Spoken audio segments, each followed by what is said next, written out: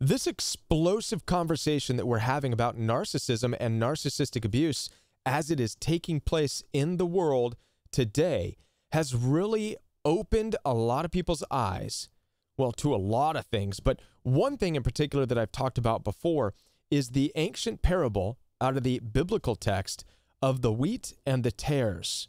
The ancient parable that I've talked about in another video, I'll be sure to put the link up above, which relates the parable of the wheat and the tares given by Jesus himself and how it relates to narcissistic abuse and how we understand the world. But more importantly, this evening, I want to tie it in with your intimate relationships and how the parable of the wheat and the tares is going to influence the way you date and find a suitable, equally yoked partner in your life, which is what each and every one of you want. Now, I'm going to read a little bit about the parable of the wheat and the tares in just a moment, but the basic concept of the parable of the wheat and tares is that of separation.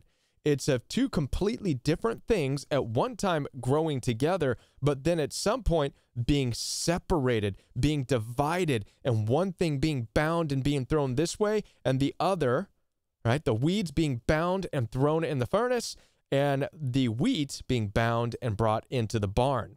Now, you might be saying, Kevin, how does this relate to my dating? Well, we are going to get there. But let me first tell you, before we get into this, my name is Kevin, and this is The Royal We. And before I continue, I want to let you know that I'm here to support you. Down in the description box below this video, you'll find access for one-on-one appointments with me. I do take telephone calls as well as video calls through Zoom, FaceTime, and WhatsApp. So if you are currently struggling, you're feeling divided, even in your dating life or in your intimate relationships, you're feeling separated, you're feeling pulled apart from what you once thought you were supposed to do in your intimate relationships, well, you're not alone. You're not alone at all, and I'm here to help coach you through that. So head on down there, schedule some time with me. Also, I do have a coaching program. My coaching program is live and in person each and every day. So if you're looking for an intimate coaching program like this, it's not pre-recorded videos, it's not material that you have to read on your own. I'm spending my time with you each and every day to answer your questions and to talk with you. And it's community-centered. So if you'd like that, head on down there and join the Royal We Coaching Program. Now, I don't want to delay any further. We've got a lot to talk about here, but I want to read a little bit about the parable of the wheat and the tares, and I'm going to break it down based on my own personal belief and my experience coming out of narcissistic abuse and coaching all of you over the past 6 years, almost a decade of my life now. It's been beyond 6 years. I'm going to get into this ancient parable. So read with me, or allow me to read. This is out of the book of Matthew, chapter 13, verse 24. I want to read the ancient text that was spoken by Jesus. I'm going to break this down the best that I can so that we can understand the difference between the wheat and the tares, or as it pertains to you and I, narcissism, narcissistic abuse, abusive personalities, and also what you would call empaths or non-abusive personalities, okay? Here we go. Jesus presented another parable to them. The kingdom of heaven, and by the way, what does the kingdom of heaven represent? The kingdom of heaven represents paradise. It's paradise, according to how I interpret this. The kingdom of heaven, paradise, all right, may be compared to a man who sowed good seed in his field, but while people were sleeping, his enemy came, sowed weeds amongst the wheat. So you have wheat, which is good and nourishing, and then you have weeds sown in with the wheat. When the plant sprouted and produced grain, then the weeds also appeared. The landowner servants came to him and said, Master, didn't you sow good seed in your field? Then why? Where did the weeds come from? Where are these other things? Where are the abusers? Where did the abusers come from? Why are they all here? An enemy did this, he told them. So do you want us to go and pull them up? The servant asked him. No, he said, when you pull up the weeds, you might also uproot the wheat. Let them grow together until the harvest. At harvest time, I will tell the reapers, I believe, by the way, I am a reaper, and there are many people out there who are currently reapers. And you'll understand why I'm saying this in just a moment. Gather the weeds first, tie them, and throw them in the bundles, and throw them in the bundles to burn them. This, by the way, is going no contact with narcissistically abusive people. You're not physically binding them and throwing them in a furnace, but you are mentally and emotionally bundling and binding these people who are toxic for you and choking your life out, and mentally and emotionally throwing them into the furnace. You're burning that bridge. You're burning that relationship down. That is how I can interpret this. So first do that, tie them in bundles and burn them, then collect the wheat into my barn. Then our task is to reach out and to connect with those who are broken and who are hurting as a result of being grown with these weeds, bundle them, bring them into the barn. The barn, like where you're at right now, listening to this message. This is a barn, or in the Royal We Coaching Program, or in a safe community with your close friends and those who love you. That's the barn, the people you resonate with. Now, let me tell you something. Never before have we been in a place that we are seeing today in this world where people are being divided. And I'm not talking about just political left and right. I'm talking about families being divided because there are adult children who no longer understand or resonate with perhaps abusive parents, or vice versa. There's parents who can no longer understand or be a part of what their adult children are doing, or brothers and sisters. We see this huge gap. We see this huge separation that's been taking place. And I know that throughout history, there's always been separation in some way, shape, or form. I mean, even in the ancient world, prior to Facebook, prior to Instagram, prior to telephones, the biblical instruction was for a man and a woman to leave thy mother and father and then be united and form a brand new family, right? I'm here in the United States. You're here in the United States because at some point in time, our great ancestors got up, left their mom and dad, left their family, left their town, said, peace out, we're going to America, all right? So that's one form of separation.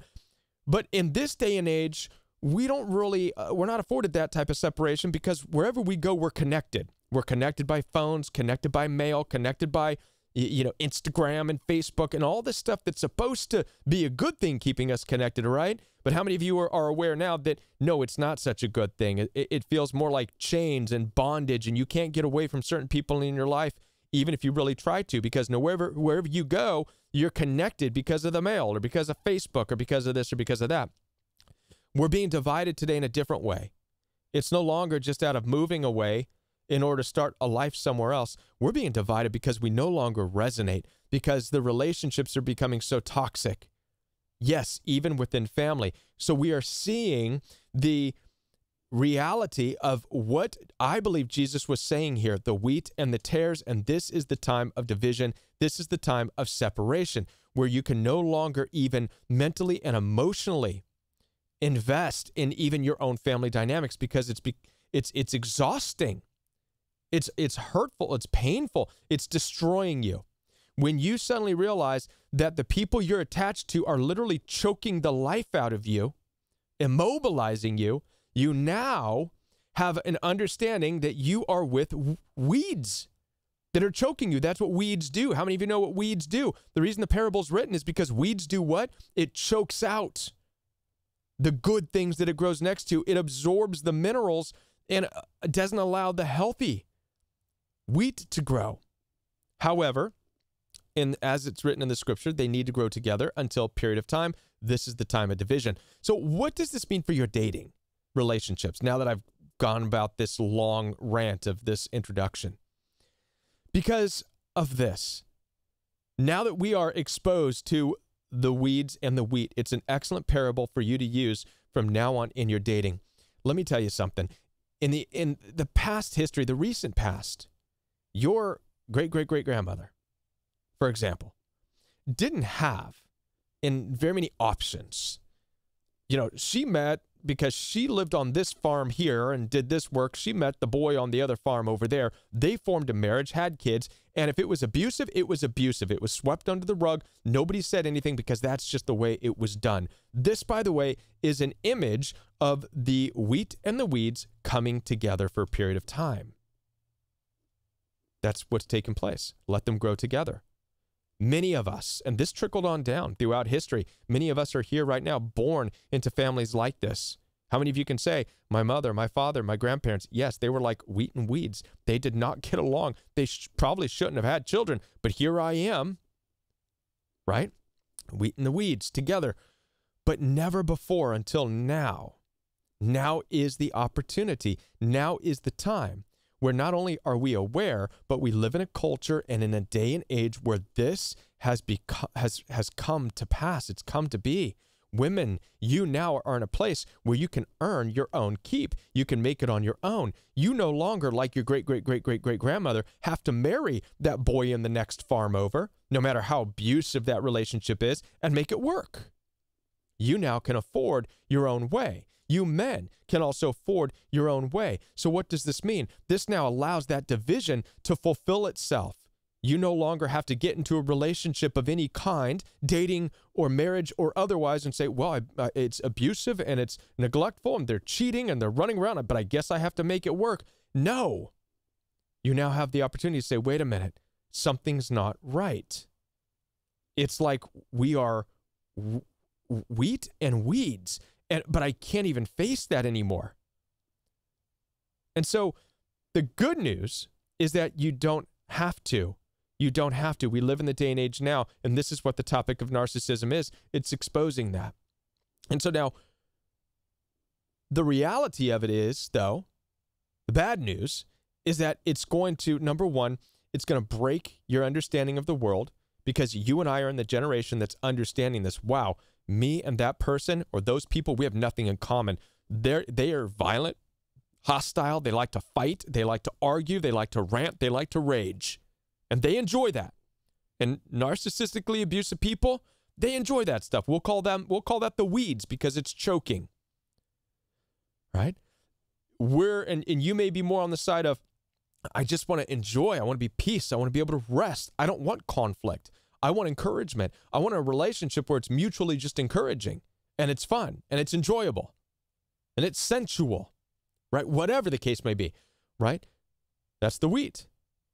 Now, and it doesn't matter how you label it, weeds. The point is understanding the difference. And since today has afforded us the opportunity to make our own way, we now have the obligation to ourselves to honor this and to now be gathered into the barn. So what does this mean, being gathered into the barn? It means now you have the responsibility to search out and seek out where your fellow wheat is. And now this becomes where you date. This becomes where you meet people. And by the way, I'm going to put it to you another way, right? The purpose, the goal of any intimate relationship is to find your equally yoked partner. And by equally yoked, at one time, that simply meant, oh, just be Christian. And as long as they're Christian, you're equally yoked. Now, because of this division, because of the explosion of the topic of narcissism, now it goes beyond that. No. Just because somebody says they're Christian doesn't mean anything, doesn't mean diddly squat. And the reason is because today's modern Western world Christianity especially is nothing but greenhouses that have been growing the wheat and the weeds together, right? How many of you are aware of that? And listen, for a lot of people, modern Western world Christianity introduced them to Jesus, and so there's good. But the bad is that the open door policy of Western world Christianity has allowed all things in. This is why most Western world churches are full of a combination and a mixture of psychopaths, sociopaths, good people, bad people, weeds, because that's what the come as you are message, that's what it invites. That's part of the deal. Don't be mad at it. That's just part of the deal. That's what happens. Accept it. It simply means that you need to up your game when it comes to understanding who you are, and now the burden that you have to make sure that you are finding like-minded individuals to date and to be with. So no more can it just be, oh, you're Christian? Well, me too. Okay, we're going to be a good couple. Wrong. Now you have to look at their lives. You have to judge them, their attitude. How do they act? You have to look for the resemblance. Do they look like wheat or do they look like weeds? Are they violent? What's their temperament? What's their sensuality like? Can they keep up with you? Are they fun? Are they, Debbie Downers? Are they extroverts? Are they introverts? Do they like to go out? Do they like to sit at home? Never before have you been afforded the opportunity as right now to be able to closely look at every intricate detail of somebody's life that you're thinking about spending time with and inviting them into your world. This is what it is to gather into the barn with your kind of people. And I believe that this is the day and age that the ancient scriptures here are referring to. So this means that you have the burden of being more judgmental in your relationships, looking deeply into who you are considering to be a partner with. and you get to make sure that they match up with who you are. They're like-minded. Some of you might be saying, Kevin, okay, but well, what about the abusive people? Does this mean they don't get anybody? No, wrong. The same applies to them. Listen, people who are bullies, violent, hostile, or like to rage, listen, who cares what they do with their life? Let them go find other people who like to rage and who are hostile, and then they can have relationships where they beat the hell out of each other and then come together and kiss and make up and they'll live happily ever after like that. That's none of your concern. Your concern is gathering into the barn where you belong with the like-minded people you're supposed to be with, and out of this group of people, you now find your suitable helpmates. Does this make sense? You find your partner. So once again, I'm going to reiterate this.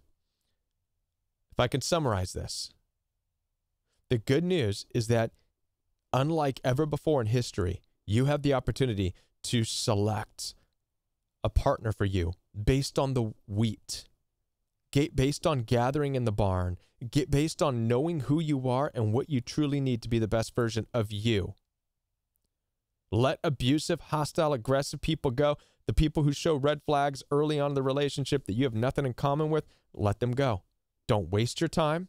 You're not going to change it. You're not going to fix them. You're going to end up like opposite ends of a magnet. You're going to be just repelling each other.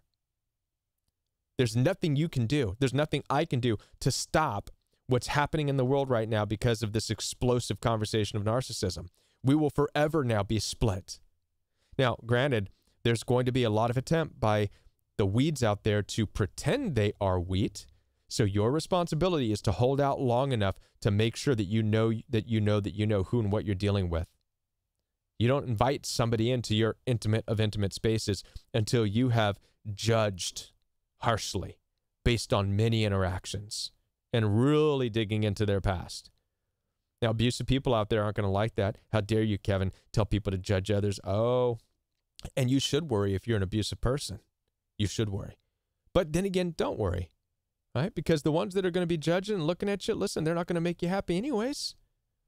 Because in some time in the relationship, they're going to judge you harshly. This is why we all get out of these relationships, because after being in it and wasting our time, then we start judging. The only difference is now is as a result of this video and more videos to come, we're going to judge early on. So in this way, it spares abusers from wasting their time with us, and we're not wasting our time with them. So people who are of abusive natures, meaning more violent, hostile, go find other violent, hostile people. That's fine.